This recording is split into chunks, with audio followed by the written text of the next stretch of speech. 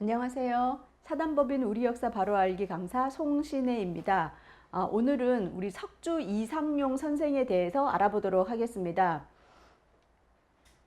네, 본 강의는 박민영 선생의 임시정부 국무령 석주 이상용을 기본으로 했고요. 그 외에도 손부이신 허은 선생님의 아직도 내 귀엔 서간도 바람소리가 라는 책, 그리고 국역 석주유고를 바탕으로 했습니다. 그 외에 논문들을 참고해서 강의를 하도록 하겠습니다. 네, 석주 이상용 선생은 1858년에 출생하셨습니다. 아버지 이승목 선생과 안동권 씨, 어머니 안동권 씨 사이에 3남 3녀 중 장남으로 태어나셨습니다. 석주 이상용 선생의 집안이 이렇게 안동에 정착하게 된 계기는 바로 계유정난으로 올라갑니다. 19대 조 2증 때인데요. 계유정난, 즉 수양대군이 조카인 단종을 폐위시키고 유배를 보낸 그 사건이죠.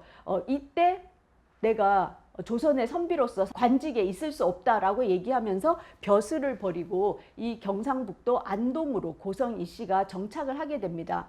이렇게 조상 때부터 그런 불의를 참지 못하는 그런 성격이 있었다고 할 수가 있겠습니다. 그런 다음에 그 다음 대조인 이명이 임청각을 세우게 됩니다. 그래서 임청각은 지금까지 500년의 역사를 이어온 그런 조선시대의 그 전통이 있는 그러한 집이라고 할 수가 있겠습니다.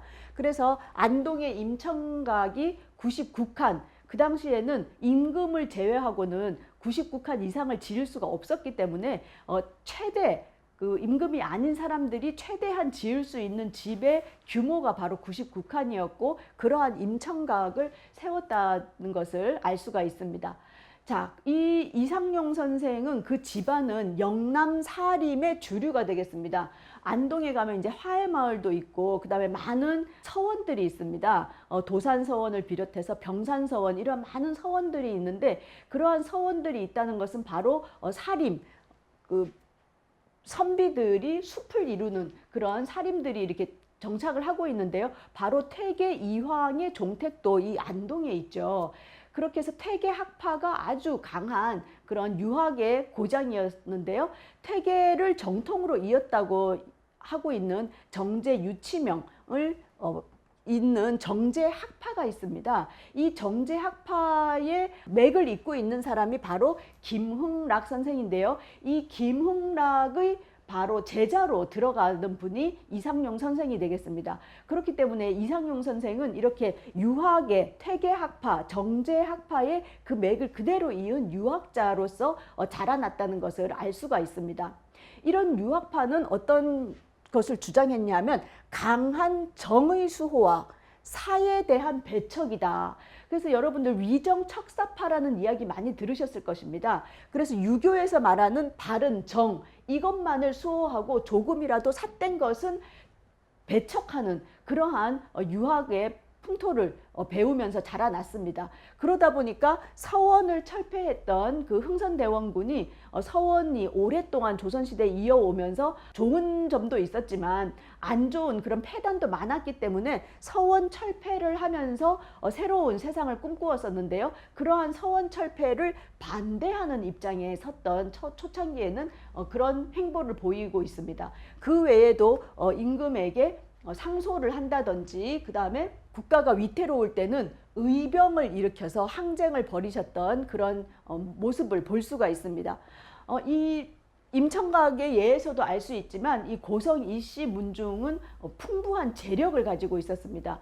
그래서 이러한 재산의 흐름을 나타내는 그 기록지들이 있는데요. 그 책에 보면 가계가 점점 늘어날수록 재산이 줄어드는 것이 아니라 더 재산이 증가하고 있는 것을 볼 수 있는 특이한 그런 모습을 볼 수가 있습니다. 그만큼 재산 관리도 잘했던 집안임을 알 수 있는데요.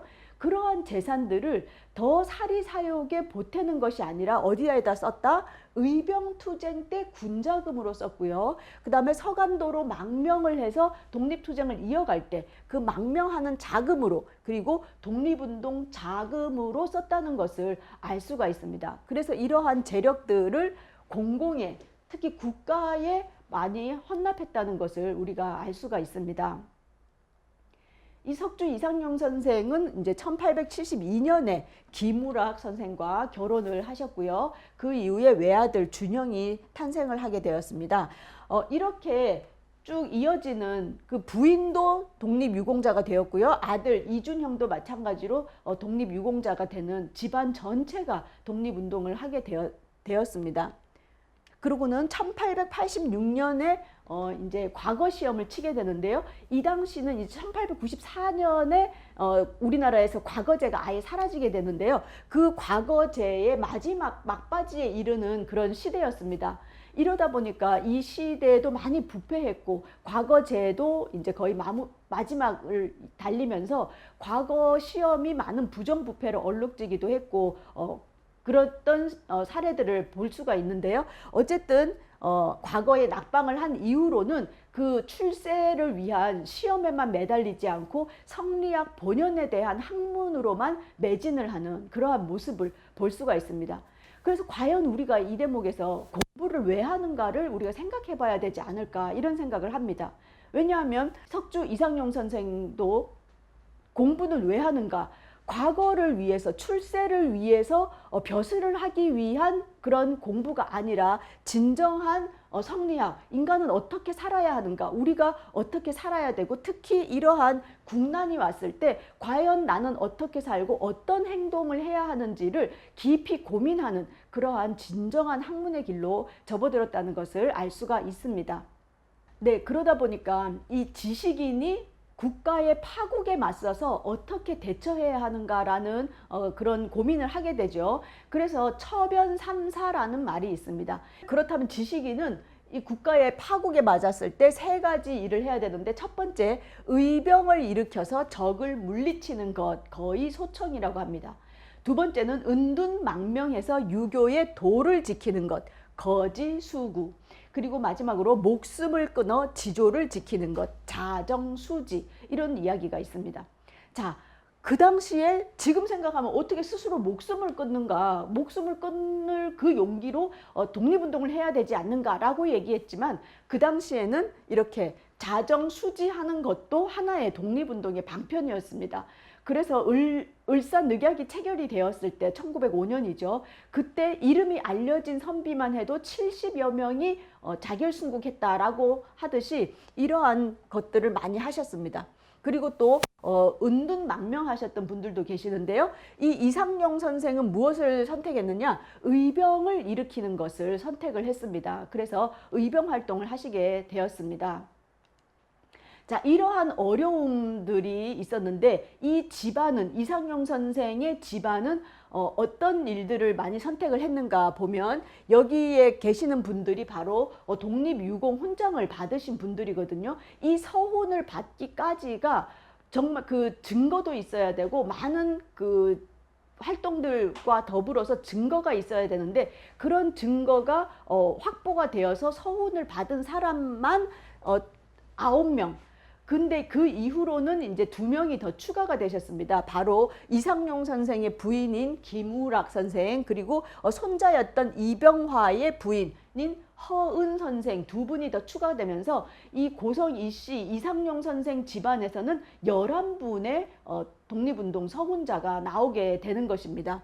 그래서 이렇게 많은 분들이 이상용 선생과 그 동생 이상동, 그 다음에 이봉희까지, 그리고 아들, 그 다음에 손자까지, 손자의 며느리까지, 이렇게 조카들과 함께 많은 독립유공자가 있었음을 알 수가 있습니다.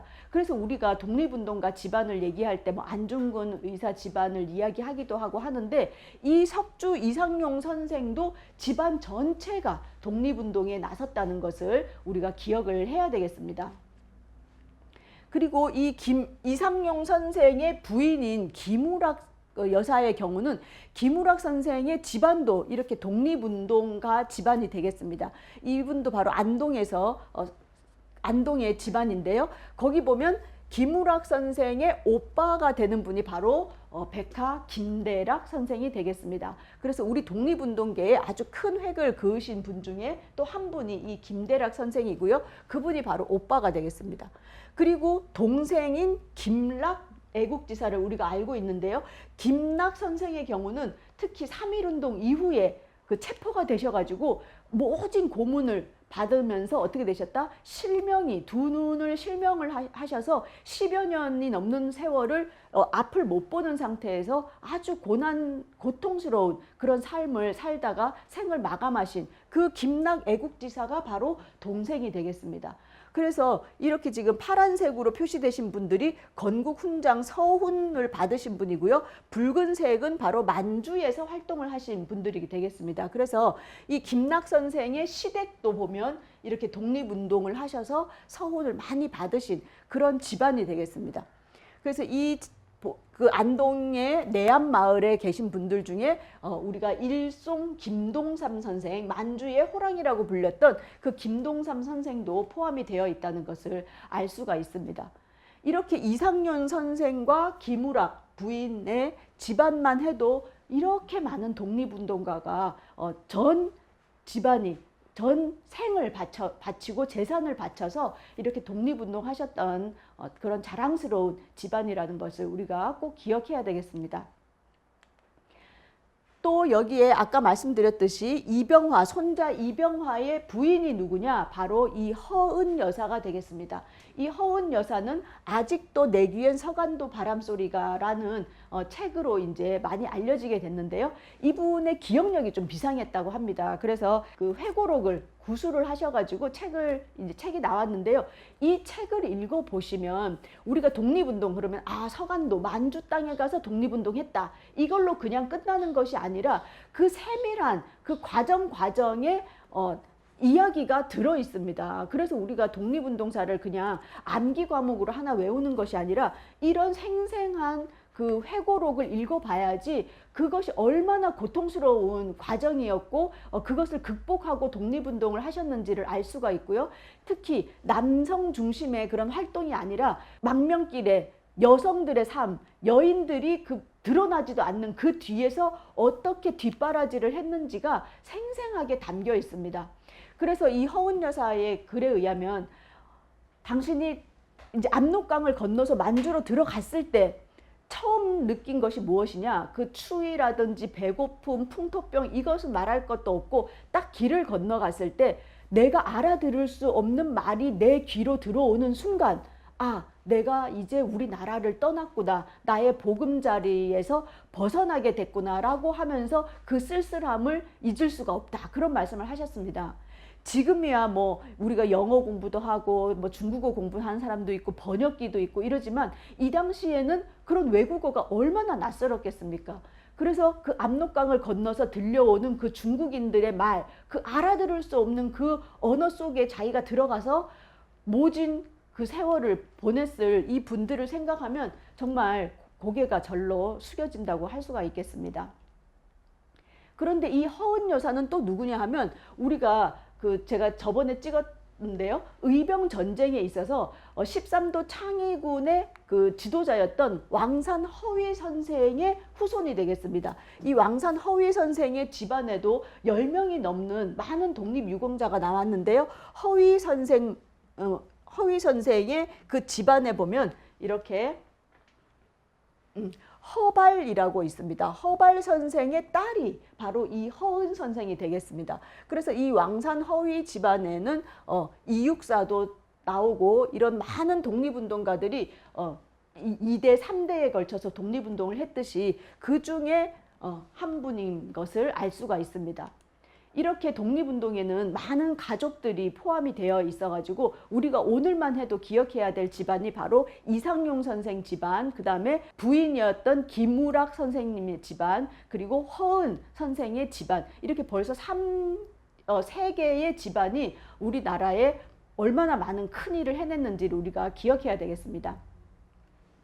네, 1894년 즉 37세가 되었는데요. 동학농민혁명이 일어나고 청일전쟁이 일어나게 되는 그런 복잡한 이런 시대 속에서 할아버지셨던 이종태님이 이제 돌아가시게 됩니다. 이상용 선생의 아버지는 좀 일찍 돌아가셨어요. 그래서 일찍 돌아가신 다음에는 할아버지 밑에서 할아버지의 영향을 많이 받으면서 자랐는데 그 할아버지셨던 할아버지께서 돌아가시게 되면서 좀 충격을 받게 됩니다. 그러고 이제 3년상을 치르는 그런 과정이었기 때문에 이때는 많은 활동을 하지 못했지만 산 속에 들어가서 있으면서 이때 그냥 세월을 보낸 것이 아니라 바로 무엇을 공부했다? 병학, 무를 공부하게 됩니다. 왜냐하면 이렇게 나라가 힘든 상황 속에서 청나라와 일본의 그런 어떤 무기 이런 전쟁을 보면서 우리나라도 이제 글만 읽어서는 선비로서 에헴하고 앉아서 글만 읽는 것이 아니라 힘을 키워야 됐고 이제 무력이 필요하구나라고 생각을 하면서 병학을 공부하게 되면서요, 무감이라고 하는 책을 저술했다라고 기록이 되어 있습니다. 그리고 또 연노가 뭐냐 하면 화살을 연속으로 쏠 수 있는 그런 무기인데요. 이 연노를 실험했다라고 기록이 되어 있습니다. 이렇게 아까 보셨지만 퇴계학파로서 그런 위정척사를 이야기하던 완전히 그냥 예학에 중심을 두었던 선비였는데요. 이렇게 국가에 난이 오는 그 상황 속에서는 이제 그러한 문뿐만이 아니라 이제 우리나라를 지켜내기 위한 무에 대한 공부도 해야 된다라고 하면서 활동하셨던 그러한 모습을 우리가 볼 수가 있습니다. 그런 다음에 1895년에 명성황후가 시해되는 을미사변이 일어나게 되고 그것을 계기로 을미의병이 일어나게 되죠. 그럴 때 안동의진의 의병이 일어났을 때 의진을 후원을 하게 됩니다. 이때는 아직도 그 조부에 대한 상을 치르고 있었기 때문에 본격적으로 의병으로 전투에 나서지는 않았지만 무엇을 하셨냐? 이때 병학 공부를 했다 그랬잖아요. 그 병학을 쓸 때 무감에서 나왔던 얘기가 뭐냐면 우리가 이 의병들이 성공하지 못하는 것은 지휘부의 능력이 없기 때문이다. 지휘부가 무에 대해서 너무 모른다라는 이야기를 했었거든요. 그러면서 지휘부의 능력을 강조하게 되고 이러한 지휘부를 둔 다음에 군율에 따라서 훈련을 해야 되고 이런 훈련은 무기와 군량이 확보가 되었을 때 가능하다라는 이야기를 하시게 됩니다. 그러면서 이때 많은 돈을 이제 후원을 하게 되는 거죠. 그렇지만 이때는 의병이 성공하지 못하게 됩니다. 왜냐? 관군이 일본군과 함께 무기를 앞세워서 안동으로 입성을 하게 되고요. 그러면서 이 퇴계 학파들의 의병들이 일어난다라고 일본은 보았기 때문에 세상에 퇴계 종택을 불을 지르는 그런 일을 벌이게 됩니다. 그래서 의병이 성공을 하지 못하게 되었거든요.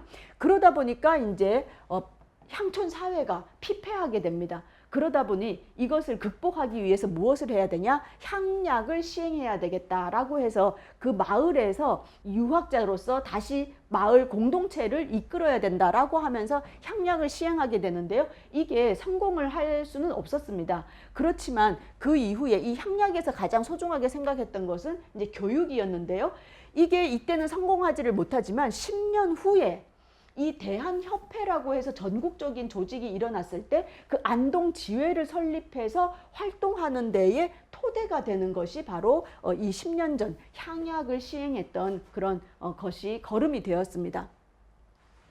그러고는 이제 1908년이 되었을 때 을사늑약이 1905년에 체결이 되었잖아요. 그러면서 그때 의병이 많이 일어나게 됩니다. 을사의병, 제2대 을비의병, 을사의병, 그 다음에 정미의병 이렇게 세 가지의 의병이 일어나게 되잖아요. 근데 두 번째인 을사의병이 일어날 때 그때 뭐 어떻게 했냐면 지금 너무 을사늑약이 부당하니까 바로 의병을 일으키는 것이 아니라 뭐다?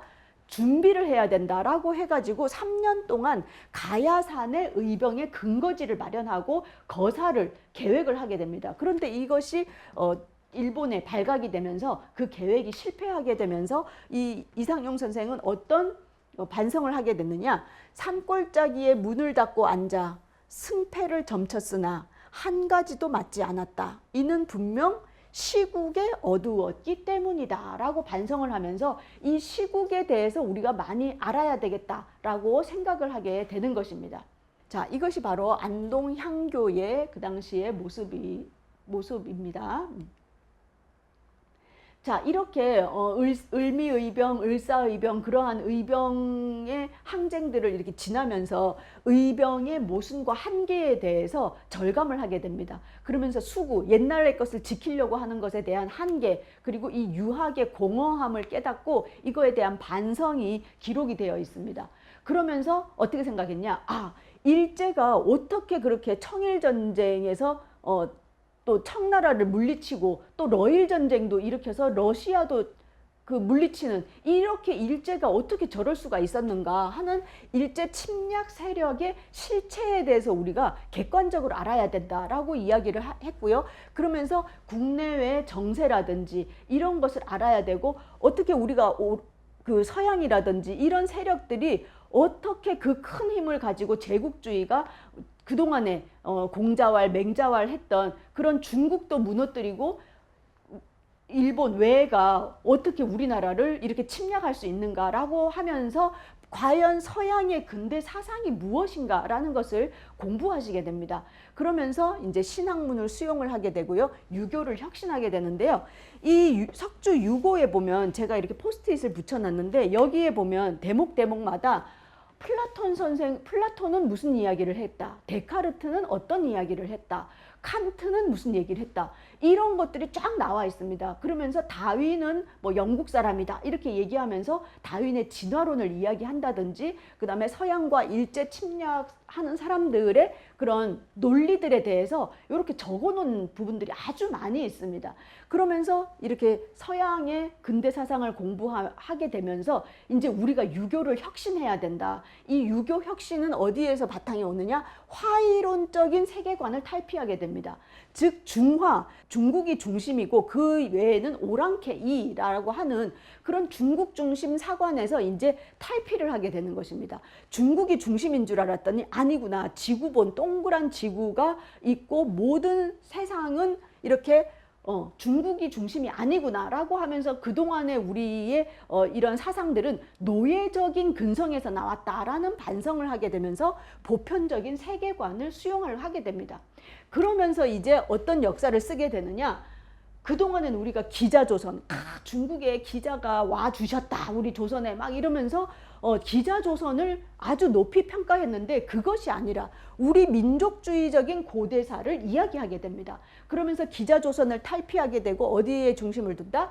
단군조선을 중심으로 두게 되면서 신라라든지 이 사만 중심으로 역사가 이어지는 것이 아니라 우리는 단군조선의 후예고, 이 단군은 바로 부여와 고구려, 발해로 이어지는데, 이 부여, 고구려, 발해의 그 땅, 고조선의 땅이 어디냐? 바로 지금의 그 만주 영역이다. 그러면서 이 만주가 바로 우리 민족의 고토, 옛날부터 내려오던 터전이 이 한반도 아니라 바로 만주 땅이었다라고 이야기하면서 그 단군 중심으로 우리가 독립운동을 여기서 해야 되겠다라는 이야기를 하게 됩니다.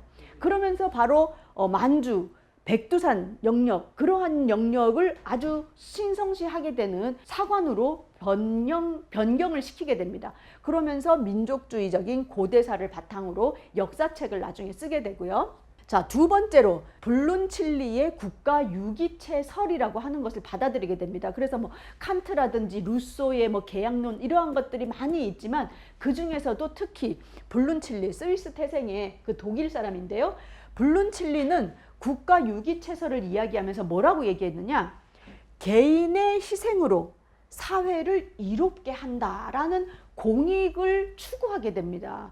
물론 이 이상용 선생은 자유론을 아주 많이 이제 받아들이게 되는데요. 그러한 자유라는 것은 지금처럼 모든 개인이 더 중요하고 막 이런 것이 아니라 평등을 주장을 하면서도 그것이 개인의 자유가 사회 전체를 무너뜨린다거나 사회 전체의 공익을 무너뜨려서는 안 된다라고 이야기를 합니다. 그러면서 개인이 어느 정도의 희생으로 우리 국가를 더 이롭게 해야 된다라는 마음을 가지셨기 때문에 바로 여기에서 살신성인이 나오게 되는 것입니다. 그렇지 않겠습니까? 만약에 자유를 더 강조하셨다면 내 자유로 이 임청각의 재산을 일본에 더 이렇게 기대면서 친일을 하거나 매국을 해서 내 재산을 더 키울 수 있었지만, 이 이상용 선생은 어떻게 하셨습니까? 내 재산을 다 바쳐서 나의 희생으로 우리 국가를 이롭게 하는 살신성인의 마음, 바로 홍익의 정신을 강조하셨던 분이십니다. 그래서 이렇게 서양의 근대 사상을 받아들이면서도 어떻게 했다? 국가를 위해서, 국가를 위한 그런 것에 더 중심을 두셨다는 것을 우리가 알 수가 있습니다. 그리고 세 번째로 아주 획기적인 것인데요. 바로 평등사회를 지향하셨습니다. 이분이 엄청난 재산을 가지고 있었고 노비도 있었고 그랬지만 신문제를 탈피해야 된다라는 그런 어떤 서양의 평등 사상을 받아들이면서 이걸 그냥 사상적으로 공연불로만 받아들인 게 아닙니다. 바로 만주로 떠나실 때 어떻게 했습니까? 그 노비 문서를 불태우고 노비들을 다 해방을 시켜주신 그런 분이십니다. 그러면서 이때 중요하게 생각한 것이 바로 대중의 역량이 중요하다라는 것을 깨닫게 됩니다. 왜냐하면 이렇게 의병 활동을 하셨는데 의병, 유림, 일부의 그런 지도자, 선비들이 뭐 깨닫고 의병을 일으킨다고 해서 되는 것이 아니라 바로 대중들이 함께 해야지만이 우리나라를 찾을 수 있다라고 해서 대중의 역량의 중요성을 깨닫게 되면서 평등사회를 이야기하시게 됩니다. 그러면서 역사의 역동성, 즉 유교를 아주 좀 더 진보적인 그런 사상으로 연결을 시키셨는데요. 우리의 역사는 옛날에는 다군 시대였다. 그래서 추장이 있다든지 이러한 시대였다가 그 다음에는 일군, 입헌군주제, 그 임금님 한 명이 있던 일군 시대, 그 다음에는 어떤 시대? 바로 민주 시대로 발전을 한다라는 다군 시대, 일군 시대, 민주 시대로 이어진다라는 발전론을 제시를 하게 되시는데요. 이것을 바로 이분은 유학자셨기 때문에 춘추의 공량 3세설이라고 하는 것에다가 접목을 시키십니다. 그래서 거란세, 승평세, 태평세가 각각 다군시대, 일군시대, 민주시대에 부합된다라고 이야기를 하셨거든요. 거란세라는 건 뭐냐? 아주 혼란한 시대를 이야기합니다. 이렇게 혼란한 시대를 승평세를 거쳐서, 즉 과도기를 지나서 태평한 그 대동세상으로 완결을 해야 된다라고 하셨는데 지금 우리는 어떤 시대냐? 거란 시대에 들어와 있다. 그런데 이것을 노력을 통해 가지고 과도기를 거쳐서 잘 거쳐서 우리가 태평한 대동세상으로 나아가자라는 그런 이야기를 하셨습니다.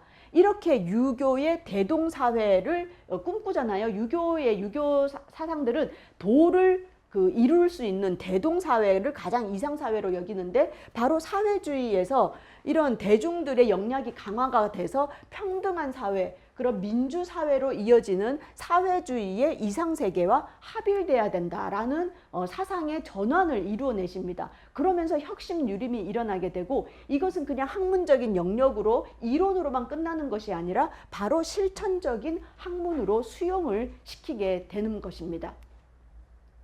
그래서 안동 지역의 혁신 유림으로 대표되시는 분이 바로 이 석주 이상용 선생이고요. 그 다음에 동상 류인식 선생, 그리고 아까 얘기했던 일송 김동삼, 그리고 여기 사진은 없는데 그 백하 김대락 선생까지 그 네 분을 우리가 혁신 유림으로 부르고 있습니다.